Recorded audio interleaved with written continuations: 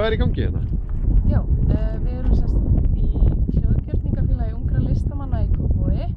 Ég sérst heiti Ólöf Snorri og það er einnig viðbót sem bara er fjarverandi í dag mér.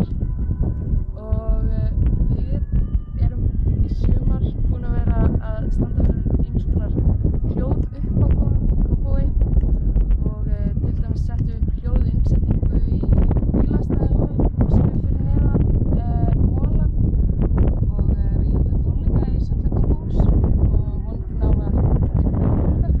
Svo erum við búin að búa til alls konar strengjahljóðfæri og alls konar sýndum leikskólabönnum það. Og það skiptir einhver máli þó að sé ekkert fólk, þið bara mætið út á Viðavang og spilið þið svona sinfóníutónlist. Það er bara miklu skemmtilegra sko.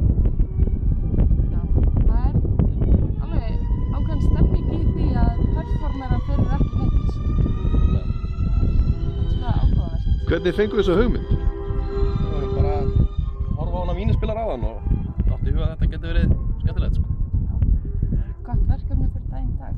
Og þið eru hérna á Víghól, er einhver sérstök ástæða fyrir þessari staðsetningu sem að þið framkvæmið þennan tónlistagjörning? Við vorum bara að keyra bæinn og